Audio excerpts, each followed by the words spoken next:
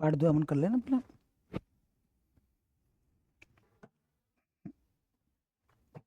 नमस्कार साथियों। त्रिभुज के दो भाग हमने पहले पढ़ लिए हैं। आज हम त्रिभुज के तीसरे भाग, इसका मतलब है आज हम सर्वांग समता पर चर्चा करेंगे। सर्वांग समता आपको पता ही है कितनी बुनियादी बात है। सर्वांग समता के बिना ज्योमेट्री पूरी नहीं होती।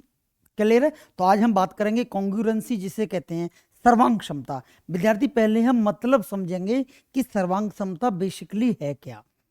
बच्चों, सर्वांग समता का मतलब है सारी चीजें समान। सर्वांग समता का मतलब है बच्चे सारी चीजें समान। देखो ध्यान से, सर्वांग सम, सर्वांग सम, इसका मतलब क्या है? इसका मतलब है बच्चे सारी चीजें समान, सारे अंग समान, सारे एंगल समान, सारी परिमापें समान, सारे पैरामीटर सेम है, तो वहां सर्वांग सम है। सभी अंग समान, सब चीजें समान। आप समझ पा रहे हैं मेरी बात? सब चीजें समान, वही क्या कहलाता है? सर्वांगसम कहलाता है बच्चे। क्लियर है? अब हम बात करेंगे कि दो चीजों का सर्वांगसम होना। जैसे मैं तुमसे एक बात पूछूं, जैसे ये रेनॉल्ड्स की कंपनी है जो पेन बनाती है, तो आप देखेंगे रेनॉल्ड्स के पैकेट में से कोई सा पेन आप निकाल लें, सारे के सारे पेन समान होंगे। सबकी रिफिल एक जैसी होगी, सबकी ये आगे का पॉइंट एक जैसा होगा, सबकी लंबाई, सबका वजन, एक कंपनी के सारे प्रोडक्ट सेम ही होंगे। जैसे हाथ में पहनने वाली चूड़ियां हैं बच्चे, वो सब सेम ही होते हैं। आप ये वाली बात समझ पाए होंगे। क्लियर है मेरे भाई? हाँ या ना? देखें ध्यान से, सर्वांग समता का मतलब क्या है? सारी चीजों का समान हो जाना। क्लियर है मेरे भाई? और जैसे मैं आगे बात करूं बच्चों, जैसे हम कोई भी खाने की वस्तु लेके आते हैं और वो एक पैकेट में है, जैसे डेयरी मिल्क की चॉकलेट है, तो 5 रुपए की हमने चॉकलेट ली, तो कोई सी चॉकलेट चूज कर लें, सारी एक जैसी हैं। क्लियर है? तो वो क्या कहलाता है? वो कहलाता है सर्वांग क्षमता। अब सर्वांग समता के लिए लोगों ने नियम दिए हैं, रूल दिए हैं। रूल्स के आधार पर हम बता पाते हैं कि वो कौन कौन सी चीजें कॉन्ग्रुएंट हैं और कौन कौन सी चीजें कॉन्ग्रुएंट नहीं है। रूल्स ऑफ कॉन्ग्रुएंसी विद्यार्थी, इसके 4 नियम है। कितने नियम है बच्चे? 4 नियम है। पहला नियम है सास रूल, सास। दूसरा है बच्चे आस, और तीसरा है ये श श श ये। और चौथा नियम हमें अलग से पढ़ना होगा बच्चे, और वो नियम है RHS। विद्यार्थी, आप पहले इन 3 नियमों को समझें। 3 नियमों को ऐसे समझिएगा बच्चों। पहला नियम है सास, दूसरा है आस, और तीसरा है ऐसे। ऐसे ही आप इसका प्रोनाउंसिएशन करेंगे। सास, जब किसी लड़की की शादी होती है तो वो ससुराल में जाती है, तो वो सास के बारे में एक्सपेक्ट करती है, उम्मीद लगाती है कि मेरी सास ऐसे होगी, मेरी सासू माँ ऐसी होगी। सबसे पहले लड़की ससुराल में जाती है, वो सासू माँ से एक्सपेक्ट करती है, तो सास। एक्सपेक्ट को हिंदी में कहते हैं आस लगाती है, तो सासू का फिर क्या लगाएगी? वो आस लगाएगी। AAS नियम। क्लियर है? और किंतु होता यह है कि वो सासू माँ होती है, उसे बात बात पे चुप करा देती है। नियम याद हो गए होंगे। सबसे पहले लड़की ससुराल में जाती है, इसका मतलब उसे सासू मिलती है, सास। उससे वो एक्सपेक्ट करती है, इट मीन्स आस लगाती है, सास आस। ये नियम है। और चौथा नियम है बच्चों RHS, जो हमें पढ़ना है डिटेल में। क्यों? क्योंकि ये सर्वांग समता है। बच्चे ध्यान रखेंगे, सर्वांग समता के जो नियम है, ये छोटी सी बात ध्यान रख ले। सर्वांग समता, सर्वांग समता के सिर्फ 4 नियम है, क्योंकि सर्वांग समता लंबी है। अगर मैं इसके बाद पढ़ाऊं समरूपता, ध्यान देंगे बच्चे, तो समरूपता के कितने नियम है? तो समरूपता के सिर्फ 3 नियम है। सास, आ, या फिर इसे आ को ऐसे भी बोल सकते हैं, सास, आ, और साइलेंट। हम फिलहाल इसके बारे में चर्चा करेंगे। सर्वांग समता लंबी सी है, तो इसके 4 नियम है। समरूपता छोटी सी एक बात है, तो उसके 3 नियम है। सर्वांग क्षमता के नियम फिर से रिकॉल कर ले मेरे साथ, आप भी बोले, सास, आस, क्लियर है? तीनों नियम हो गए। चौथा नियम हमें अलग से पढ़ना है, RHS। सर, सर्वांग समता में कितने रूल्स हैं? तो सर्वांग क्षमता में 4 नियम है, क्योंकि सर्वांग समता लंबी भी है, समरूपता छोटी सी है, तो इसमें 3 नियम है। सास, आश, ये इसका कैसे आया कॉन्सेप्ट, ये मैं बाद में बता दूंगा जब मैं समरूपता पढ़ाऊंगा। क्लियर है विद्यार्थी? पहला नियम आप देखेंगे, एस का मतलब होता है बच्चे साइड। एस का नियम क्या होता है बच्चे? मतलब साइड। ए का मतलब होता है विद्यार्थी एंगल, और इसका मतलब भी साइड। तो इसे हिंदी में कहते हैं भुजा कोण भुजा नियम। दूसरा है बच्चे एंगल, एंगल और साइड, कोण कोण भुजा नियम। और तीसरा है बच्चे साइड, साइड और साइड नियम, मतलब है भुजा भुजा भुजा नियम। चौथा है बच्चे आर का मतलब होता है, एच का मतलब होता है और एस का मतलब होता है। आर, इसमें आर से प्रोनाउंसिएशन करेंगे तो इसका मतलब है राइट एंगल। आर का मतलब क्या है बच्चे? Right angle. एच का मतलब है हाइपोटेनियस और एस का मतलब है कोई सी एक भुजा। बच्चे इन नियमों को हम बहुत ध्यान से पढ़ेंगे, देखेंगे विद्यार्थी। पहला नियम, रूल्स नंबर पहला देखेंगे बच्चे, तो रूल नंबर पहला था सास, सास। क्लियर है? सास नियम क्या कहता है विद्यार्थी? ध्यान दें, जैसे ये कोई त्रिभुज है ए, बहुत ध्यान से देख लेना, एक ही बार में समझ आ जाएगा, ए बी सी। और सेम टू सेम एक और मैंने त्रिभुज मान लिया और उस त्रिभुज का नाम मैंने दे दिया पी क्यू और आर। अब विद्यार्थी ये क्या कहता है? साइड, भुजा, साइड मतलब है भुजा, एंगल और फिर ये फिर से साइड। विद्यार्थी ये कहना क्या चाहता है? जैसे मान लो ये भुजा 3 की है और इधर ये भी भुजा 3 की है, ये भुजा 10 की है और इधर ये भी भुजा 10 की है। क्लियर है बच्चों? जो एंगल है, अगर ये एंगल में दे दूं 30 डिग्री का है और इसमें ये एंगल 30 डिग्री का है, और मैं तुमसे पूछूं कि क्या त्रिभुज ए बी सी सर्वांग सम होगा त्रिभुज पी क्यू आर के, तो क्या होगा बच्चे? नहीं होगा। क्यों नहीं होगा सर? ये नियम तो लग रहा है, साइड भी है, दोनों साइड सेम है, ये 3 की है, ये भी 3 की है, ये 10 की है, ये भी 10 की है, और एंगल ये 30 का है और एंगल ये 30 का है, तो फिर तो ये साइड एंगल साइड नियम लग गया। नहीं लगा बच्चे। ये जो 30 का जो एंगल है ना बच्चों, वो उन्हीं दो भुजाओं के बीच में हो जो भुजाएं समान हैं। फिर से सुन लीजिएगा, ये जो एंगल है वो उन्हीं भुजाओं के बीच वाला एंगल होना चाहिए जिन भुजाओं को आप लेकर बात कर रहे हैं। जैसे आप 3 को और 10 को लेकर चर्चा कर रहे हैं, इसका मतलब है ये जो एंगल है 30 डिग्री का, वो 3 और 10 के बीच वाला एंगल होना चाहिए। इसका मतलब है बच्चे ये एंगल होना चाहिए, ये एंगल अगर 30 का है और यहाँ ये एंगल 30 का है, तो आप ये समझ लेना ये नहीं, ये नहीं, ये नहीं बेटा, ये नहीं चलेगा। अगर ऐसी है कहानी, जैसे ये एंगल 30 का है, इधर ये एंगल भी 30 का है, तो अब आप कह सकते हैं कि त्रिभुज एबीसी सर्वांग सम है त्रिभुज पी क्यू आर के।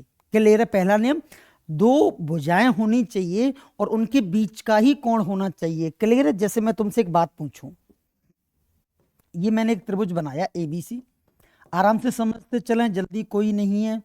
एक और त्रिभुज बनाया बच्चे पी क्यू आर। क्लियर है मेरे भाई?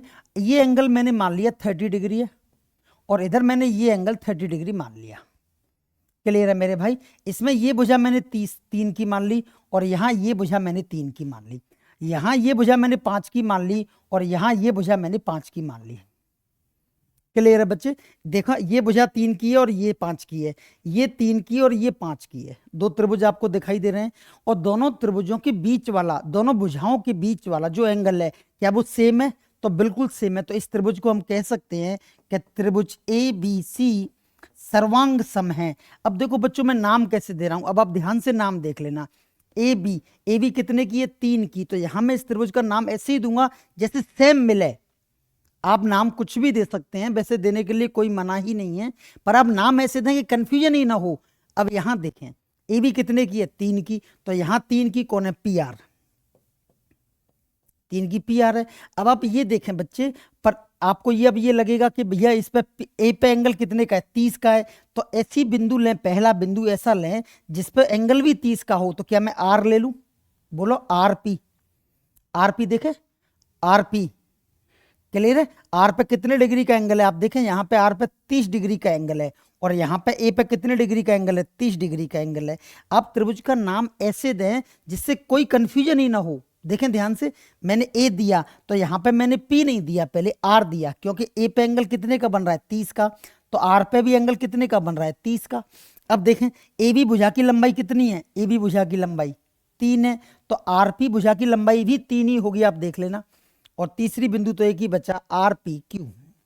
अब देखें बच्चे, ए बी भुजा की लंबाई कितनी है? आप देखें यहां से तो 3 है और बीसी भुजा की लंबाई कितनी है, बीसी की हमें नहीं पता।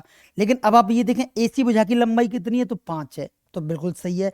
आर पे एंगल 30 बन रहा है, आरपी भुजा की लंबाई 3 होगी, पी क्यू की हमें पता नहीं होगा। आप देख लो यहाँ भी हमें पी क्यू का नहीं पता, यहाँ हमें बीसी का नहीं पता, और आर क्यू की लंबाई होगी बच्चे 5, है कि नहीं है। आप नाम देना समझ गए ना, त्रिभुज का नाम कैसे देना है।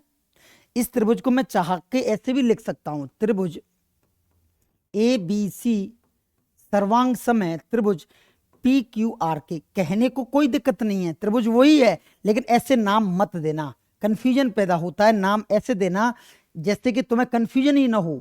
जैसे ए बिंदु पहले ले लिया तो यहाँ उस बिंदु को पहले ले, जो एंगल सेम बना रहा है, तो ए पे 30 डिग्री का एंगल है, यहाँ आर पे 30 का है, तो हमने आर पहले ले लिया।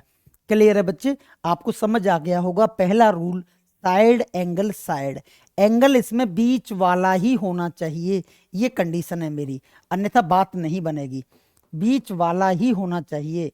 किसके बीच वाला, जिन दो भुजाओं के बारे में आपको नॉलेज है उन दो भुजाओं के बीच वाला। क्लियर है मेरे भाई, ये था रूल नंबर पहला। अब हम बात करेंगे विद्यार्थी रूल नंबर सेकंड के बारे में। रूल नंबर सेकंड क्या कहलाता है, आस। आस, आस का मतलब क्या है बच्चे, angle angle angle angle side नियम। क्लियर है। लेकिन मैं यहां फिर से मेंशन कर दूं, याद रख लेना, यहां पर जो भुजा है, यहां पर जो भुजा है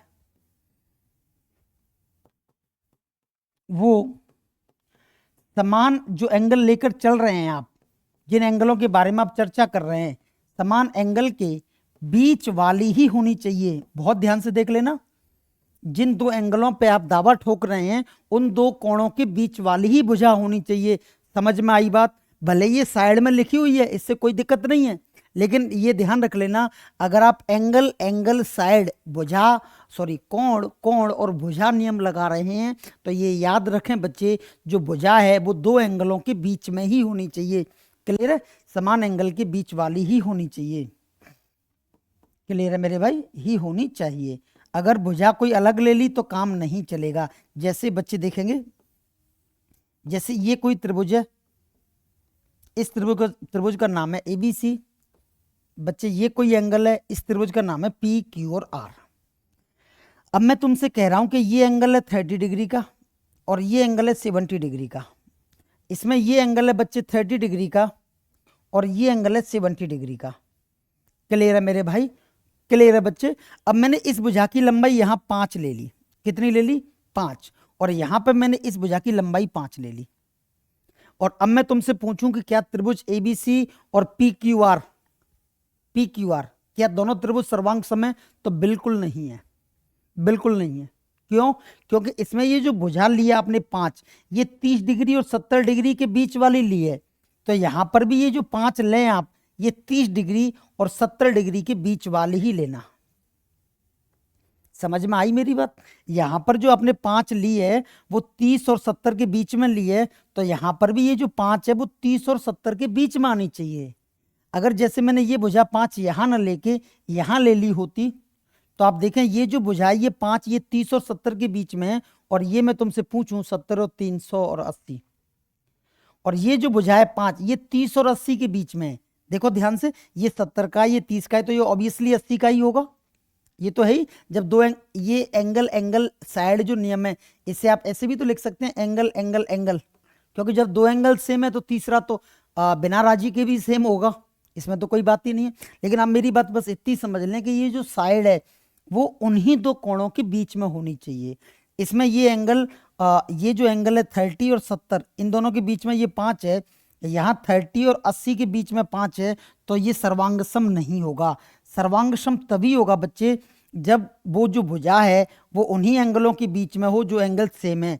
जैसे 70 और 80 के बीच में ये 2 की मान ली, तो यहाँ पर भी ये 2 की ही होनी चाहिए, अन्यथा काम नहीं होगा। अब इसका नाम कैसे देंगे, तो नाम मैं बता दूं, नाम मैं एंगलों के हिसाब से देता हूँ। अब ए पे कितने डिग्री का एंगल है, 30 का, तो हमने ए लिख लिया। उधर भी वो लिखें जो 30 का एंगल बना रहा है, तो हमने पी लिख लिया। यहाँ पर बी पे कितने डिग्री का एंगल है, 70 का, तो हमने बी लिख लिया। और यहाँ पर 70 डिग्री का एंगल कहाँ पे, क्यू पे, तो हमने क्यू लिख लिया। ये जो 80 डिग्री का एंगल है वो सी पर है, तो यहाँ पर सी लिख लिया। और यहां पर हमने आर लिख लिया, और दोनों त्रिभुजों को कैसा साबित कर दिया बच्चे? सर्वांगसम साबित कर दिया। कौन से नियम के तहत? तो आस नियम के तहत, एंगल एंगल साइड। क्लियर है?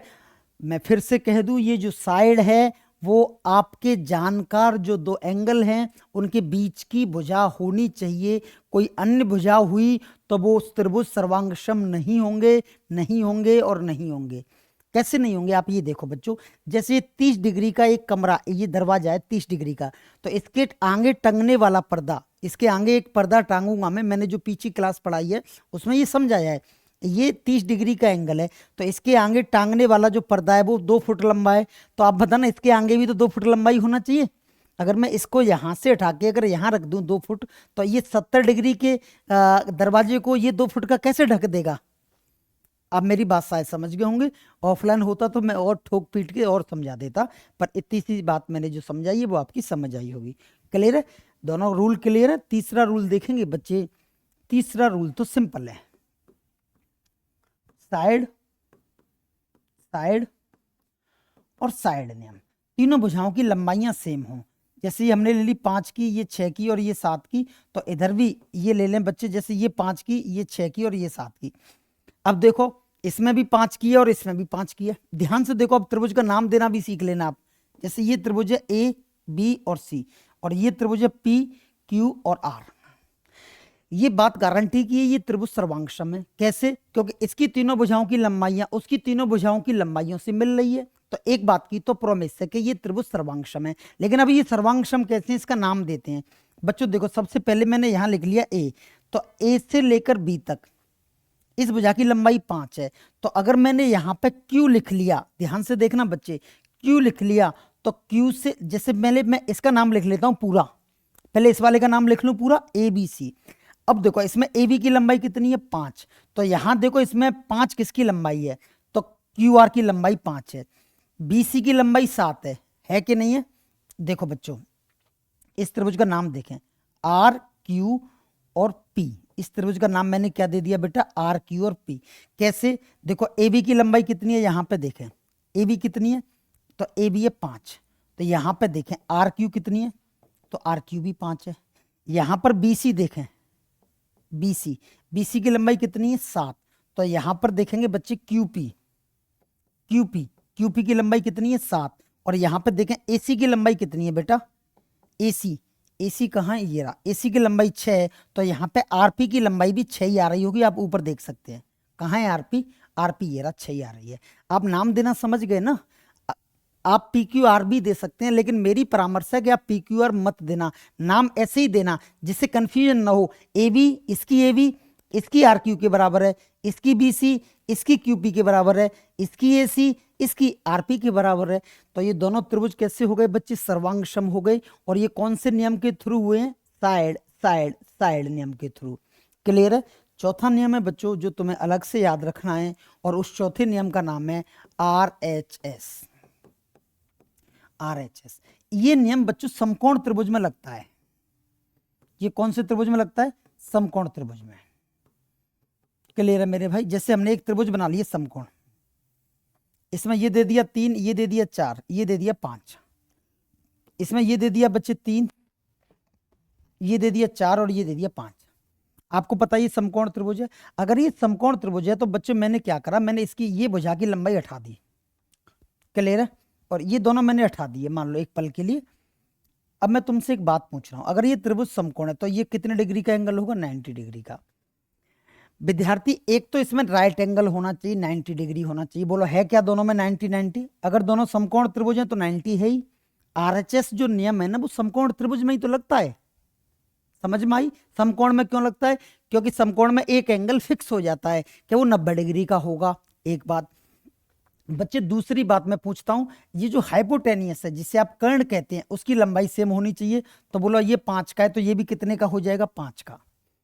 क्लियर है बेटा? अब मैंने एक सी कोई एक साइड, कोई बच्ची एक साइड, कोई बच्ची एक भुजा, कोई बच्ची एक भुजा समान हो, कोई बची हुई एक भुजा कैसी हो? समान हो। ये वाली बात और देख लें आप। अब देखें बच्चों मैंने इसमें इससे 3 ले लिया और इसमें इससे 3 ले लिया। क्लियर है। अब देखो, क्या इसमें राइट एंगल है, तो आप कहेंगे सर राइट एंगल है। क्या इसमें कर्ण समान है, तो समान है। और कोई सी एक भुजा जो दो भुजाएं बच रही हैं, क्या उनमें से कोई सी एक भुजा समान है, तो आप कहेंगे सर पक्का समान है। अगर मैंने इस त्रिभुज का नाम दे दिया बच्चे ए बी सी, और इस त्रिभुज का नाम दे दिया पी क्यू और आर। क्लियर है बच्चे। अब तुम नाम देना देखना है बच्चों, नाम देना मैं कैसे दे रहा हूं, देखो इसको मैंने ए बी सी अगर नाम दे दिया, तो अब आप देखें कि इसकी क्यू पे 90 डिग्री बन रहा है, तो क्यू तो बीच में होगा, ये वाली बात तो पक्की है। क्यू कहाँ होगा, बीच में, क्योंकि यहाँ के बी पे कितने डिग्री का एंगल है, 90 डिग्री का। तो यहाँ क्यू पे भी कितने डिग्री का एंगल होना चाहिए, 90 का। तो क्यू तो बीच में आ गया। अब देखें बच्चे, अगर मैंने यहाँ पे आर क्यू दे दिया, आर क्यू की लंबाई कितनी है, 3। क्यों आर क्यू क्यों दिया सर, क्योंकि ए बी की लंबाई कितनी है, 3। क्लियर है। और आर क्यू पी नाम दे दिया। अब देखेंगे बच्चे, ए बी की लंबाई देखें यहाँ पे कितनी है, 3 है। और यहाँ पे आर क्यू की लंबाई देखें, क्या 3 है क्या, बोलो। यहाँ पर बीसी की लंबाई देखें, बीसी की लंबाई नहीं पता, ये नहीं पता आपको, ये मान लो मैंने एक्स मान ली, बीसी की लंबाई नहीं पता तो नहीं पता, बीसी की लंबाई नहीं पता, तो आपको क्यूपी की लंबाई भी नहीं पता होगा। देख लो, क्या आपको क्यूपी की लंबाई पता है क्या, नहीं पता। अब देखें, क्या आपको एसी की लंबाई पता है, इस वाले में पता है सर 5 है, तो आप चिंता ना करें, आरपी की लंबाई मैं उधर नहीं देख रहा, तो अभी गारंटी उठाता हूं 5 ही होगी। और आप देख लें आरपी की लंबाई 5 है। मैं बस तुम्हें नाम देना इसलिए सिखा रहा हूं बच्चों कि तुम्हें मजा आएगा, फिर तुम्हारा सवाल गलत नहीं होगा। इस वाले का नाम मैं पी क्यू आर भी दे देता तो भी बात में कोई बड़ी बात नहीं होती, लेकिन मुझे लगता है कि थोड़ा कंफ्यूजन रह जाता। अब सारी बातें पिच में हैं, अब मैं इधर ना भी देखूं तो भी मैं कह सकता हूं, दावे से कह सकता हूं ऊपर बिना देखे कि ए बी बराबर होगा आर क्यू के, बी सी बराबर होगा क्यू पी के, और ए सी बराबर होगा आर पी के, बिना देखे कह सकता हूं। क्लियर है। नाम देने से ये फायदा है, जो एंगल बी पे है वो एंगल क्यू पे होगा, जो एंगल ए पे है वो एंगल आर पे होगा, और जो एंगल सी पे है वो एंगल पी पे होगा। ये बात भी गारंटेड सही है। क्या चारों नियम क्लियर है। अगर चारों नियम क्लियर हैं बच्चे, तो देखते हैं थ्योरी क्या कहती है चारों नियम की। मैंने तुम्हें चारों नियम पढ़ा दिए हैं। सर्वांग समता के रूल ये है बच्चों आपके आगे, आप इनका स्क्रीनशॉट ले सकते हैं। पहला नियम है बच्चे, साइड एंगल साइड, बट इसमें एंगल बीच में ही होना चाहिए, बगल वाला एंगल नहीं चलेगा, एंगल बीच वाला ही हो। एंगल कौन सा होना चाहिए बच्चे, बीच वाला, बीच वाला भी हो, वाला ही हो, मतलब मैंने ही लगा दिया, इसका मतलब है ये मस्ट है। क्लियर है। अब एंगल एंगल साइड, ये जो साइड है इसमें साइड बीच वाली होनी चाहिए, साइड बीच वाली ही होनी चाहिए, बीच वाली ही हो। दो एंगल, जिन एंगलों को लेकर तुम काम कर रहे हैं, और भुजा जिस नियम में आ रही है, एक भुजा नियम में आ रही है, तो वो भुजा अगल बगल वाली ना चलेगी। जिन दो कोणों पे आप काम कर रहे हैं उनके बीच वाली ही भुजा होनी चाहिए। साइड साइड साइड, इसमें कोई नियम नहीं है। RHS में आप समझ गए होंगे, आर का मतलब है 90 डिग्री वाला एंगल, एच का मतलब है कर्ण हाइपोटेनियस, एस का मतलब है कोई सी एक भुजा, कोई सी एक भुजा, चाहे तो आधार हो चाहे लंब हो, कोई सी एक भुजा समान हो। क्लियर है। क्या क्या समान होना चाहिए, 90 डिग्री का तो होना ही चाहिए एक एंगल, दोनों में एक एक एंगल, दूसरी कर्ण समान होना चाहिए, और कोई सी एक भुजा समान हो, तो ये नियम लगता है जैसा कि आप जानते हैं। देखेंगे बच्चे, ये रहा साइड एंगल साइड, भुजा कोण भुजा नियम। जब दो भुजा और उनके बीच का कोण समान हो, बीच का कोण समान हो। क्लियर है बेटा, दो भुजा और उनके बीच का कोण समान हो। अब आप देखेंगे इस सवाल में बच्चे, ध्यान से देख लेना, आपको एक ही बार में चीजें क्लियर भी होंगी। और जैसे देखें, ए बी और सी और डी ई और एफ, दो भुजा। अब देखें ए बी भुजा की जो लंबाई है, मान लो मैंने इसकी लंबाई 3 ले ली, तो इसमें इसकी लंबाई भी 3 है। क्यों, क्योंकि दोनों सेम है, ये सेम का निशान लगा हुआ है। इसकी लंबाई मैंने 10 ले ली, तो इसकी लंबाई भी 10 है। अब आप देखें, ये नियम कौन सा है, साइड एंगल साइड। देखें, क्या दो भुजा समान है, तो आप कहेंगे सर 3 और 10 दोनों समान है, बट कंडीशन एंगल उनके बीच का ही होना चाहिए। तो देखो, क्या इनके बीच का ये वाला एंगल क्या इस वाले एंगल के समान नहीं है क्या, तो आप कहेंगे सर समान है। अगर समान है, इसका मतलब इसमें वो वाला रूल लग जाएगा, साइड एंगल साइड। क्लियर है। जब दो भुजा और उनके बीच का कोण समान हो तो ये नियम लग जाएगा। क्लियर है यहां तक। तो इसका मतलब है ए बी सी सर्वांग सम होंगे डी ई एफ के। क्लियर है विद्यार्थी? देखो यहाँ पर जो बी पे एंगल बन रहा है, बी पे जो एंगल बन रहा है उधर देख लेना आप, ई पे भी वही एंगल बनेगा। देख लो ई पे जो एंगल बन रहा है वही एंगल बी पे बन रहा है। क्लियर है यहाँ तक? चले अब दूसरा नियम आप जानते ही हैं, एंगल एंगल साइड, दो एंगल और उनके बीच की एक भुजा, दो एंगल दो कोण और उनके बीच की एक भुजा दे रखी हो, लेकिन भुजा उनके बीच की ही हो, भुजा जो है उनके बीच वाली ही होनी चाहिए। जैसे ध्यान दें मेरे बच्चे, जैसे देखें, जैसे इस एंगल को मैंने मान लिया, ये इन्होंने गलत कर दिया, ये ठीक नहीं किया इन्होंने। जैसे ये एंगल मैंने मान लिया 30 का और ये एंगल मैंने 60 का मान लिया और ये मैंने मान लिया 80 का, ठीक है, और ये हमने मान लिया 70 का। क्लियर है बच्चे? तो अब देखेंगे बच्चे यहाँ पर जो एंगल मैंने माना है, ये एंगल हमने मान लिया बच्चे 30 का, ये एंगल 80 का और ये एंगल 70 का।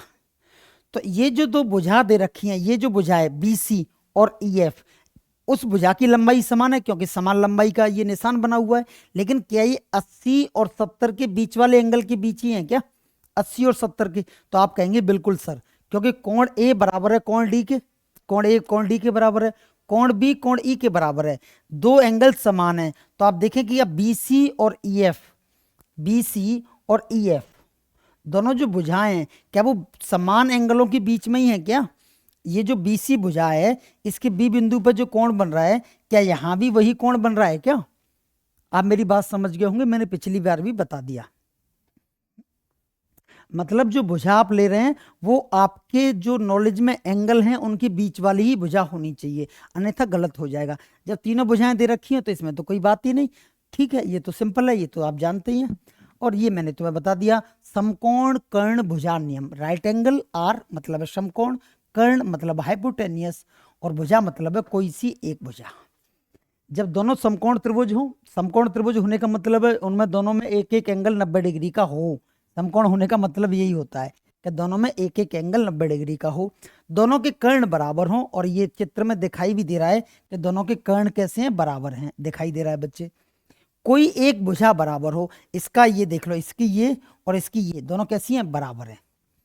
तो जैसे कोण B बराबर कोण E, आप देखें कोण B पर 90 डिग्री है और कोण E पे भी 90 डिग्री है। AB जो है वो DE के बराबर है, AB भुजा ये लंब है और इसका भी ये लंब DE के बराबर है, ये बात क्लियर है। और AC बराबर DF, AC का मतलब है इसका कर्ण बराबर है DF इसके कर्ण के।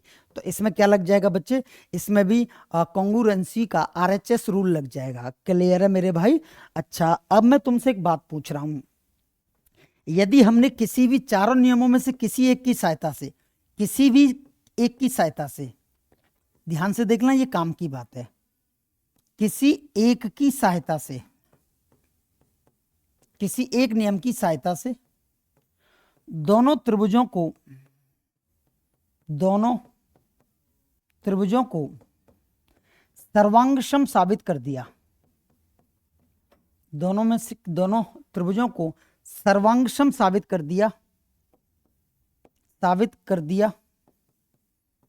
तो आपके मन में भी जिज्ञासा होगी कि सर आप कह रहे हैं सर्वांगसम होंगे, अगर सर्वांगसम साबित कर दिया फिर क्या होगा? तो बच्चे पता है फिर क्या होगा? फिर होगा ये कि उन दोनों त्रिभुजों में जितनी भी बातें हैं, जितनी भी चीजें हैं वो सब समान होंगी, चाहे उनकी भुजाओं की लंबाइयां हैं, चाहे उनके कोणों की माप है, चाहे उनका परिमाप है, चाहे उनका क्षेत्रफल है, चाहे उनके परिवृत्त की त्रिज्या है, चाहे उनके अंतःवृत्त की त्रिज्या है। मेरा मतलब इतना ही है बच्चे कि एवरीथिंग आर इक्वल, सब कुछ समान है। समझ पाए मेरी बात? सब कुछ समान है। अगर आप एक के बदले में दूसरा रख देना तो पता भी नहीं लगेगा किसी को कि वो वाला रख लिया और ये वाला निकाल के रख दिया है। जैसे सेम पेन होते हैं ना, पेन दो, तो उनमें से किसी एक पेन की तुम चोरी कर लो, दूसरा रख दो, पता थोड़ी लगता है कौन सा रखा कौन सा निकाला। समझ पाए मेरी बात आप? और इसका मतलब यही है, उपरोक्त नियमों की सहायता से सर्वांगसम साबित कर दिया तो क्या होगा? ABC सर्वांगसम DEF है, इसका मतलब सारी भुजाएं समान है, सारे एंगल समान है। A1 बराबर A2 मतलब है एरिया, पहले वाले त्रिभुज का एरिया दूसरे वाले त्रिभुज के एरिया के बराबर होगा, क्षेत्रफल समान होगा, पेरीमीटर परिमाप समान होगा। क्या समान होगा बेटा? परिमाप समान होगा। S1 मतलब है अर्ध परिमाप समान होगा, आप देखते चल रहे हैं क्या क्या समान होगा। क्षेत्रफल समान होगा, परिमाप समान होगा, अर्ध परिमाप समान होगा, रेडियस परिवृत्त की त्रिज्या जिसे परित्रिज्या भी कहते हैं या फिर परिवृत्त की त्रिज्या भी कह सकते हैं, परित्रिज्या समान होगी, अंतःवृत्त की त्रिज्या जिसे अंतः त्रिज्या भी कहते हैं और वो अंतः त्रिज्या भी समान होगी। हाइट ऊंचाई, दोनों त्रिभुजों की ऊंचाई भी कैसी होगी बेटा, समान होगी। चाहे इस वाले की ऊंचाई निकाल लें ऐसे और चाहे इस वाले की ऊंचाई निकाल लें ऐसे। इसकी ऊंचाई अगर h1 है तो इसकी ऊंचाई अगर h2 है तो हम कह सकते हैं कि h1 is equal to h2। But कब कह सकते हैं, पहले जब कह सकते हैं बच्चे जब दोनों त्रिभुजों को आप सर्वांग सम साबित कर दो। और सर्वांग सम साबित के लिए क्या करना होगा, आपके पास 4 प्रकार हैं, किसी एक प्रकार को लगाकर, किसी एक प्रॉपर्टी को लगाकर आप दोनों त्रिभुजों को सर्वांग सम बोल दें। सर्वांग सम जब आप बोल देंगे तो मैं कह सकता हूं कि दोनों त्रिभुजों में पाई जाने वाली प्रत्येक प्रॉपर्टी इक्वल है। क्लियर है। और विद्यार्थी इसके बाद हम पढ़ेंगे सर्वांग समता के प्रश्न और ये हम पढ़ेंगे विद्यार्थी अगली क्लास में। आज की क्लास देखी है जिन लोगों ने वो एक काम करें, इससे पहले जो 2 वीडियो हमने डाली है वो भी देखें, कॉन्सेप्ट बहुत मजबूत होता है। क्लियर है। और इस क्लास का अध्ययन अच्छे से कर लेना जिससे अगली क्लास में हम इसके सवालों पे काम कर पाए। क्लियर है मेरे बच्चे, बहुत धन्यवाद, गुड नाइट।